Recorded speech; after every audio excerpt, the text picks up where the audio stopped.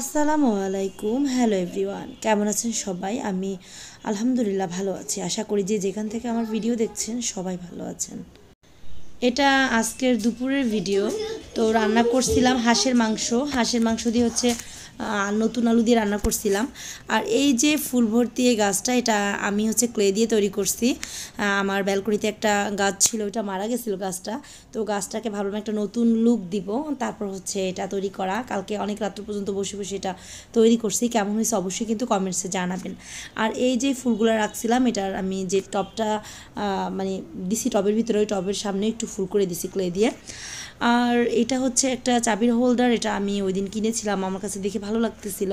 একটা শোপিসের মতো, আবার হচ্ছে খুব সুন্দর চাবিও রাখা যায়। এরপর হচ্ছে কাপড় চোপড় ধোয়াতে দিয়ে দিলাম, যে কাপড় চোপড়গুলো ধুয়ে নিই।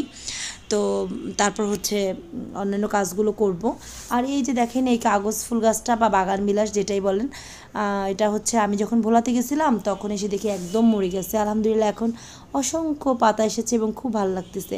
আর আমার কামিনী ফুল গাছ, তুলসী গাছ, এগুলো আল্লাহর মতো ভালো আছে।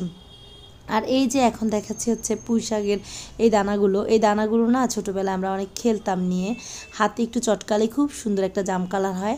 এটা আমরা সাদা কাগজ আছে না, সাদা কাগজে এরকম ঘষে সুন্দর রং করতাম। তো আসলে শৈশবটা মানুষের অনেক সুন্দর থাকে। আর এখন দেখাবো দুইটা গিফট। হ্যাঁ, এটা হচ্ছে বাবুর বন্ধু আইমানের হচ্ছে আম্মু শোভা ভাবি বাবুকে গিফট করেছে। তো এই যে দেখেন কেমন হয়েছে গিফটটা, অবশ্যই কিন্তু কমেন্টসে জানাবেন। আর গিফট করার একটা কারণ আছে, সেটা হচ্ছে আমরা হচ্ছে এই বাসাটা চেঞ্জ করতেছি, আমরা মানে অন্য জায়গায় বাসা নিতেছি এবং স্কুলটাও চেঞ্জ করতেছি। প্লাস সব মিলিয়ে হচ্ছে আমরা এখান থেকে চলে যাচ্ছি। তো ঢাকার মধ্যেই আছি আর কি, যাই হোক এখান থেকে চলে যাচ্ছে আর কি। তো এই জন্য বাবুকে ভাবি একটা গিফট করলো। তো নতুন বাসাও নেওয়া হয়ে গেছে এবং কোথায় নিয়েছি, কেমন হয়েছে বাসা, অবশ্যই পরবর্তী ভিডিওতে আমি শেয়ার করব। তো এই যে দেখেন আমার কাছে কিন্তু খুব ভালো লেগেছে এটা। আর ভাবলাম যে বাকি সব কাজগুলো আস্তে ধীরে করে নিব, এর আগে হচ্ছে খাবারটা খেয়ে নিই।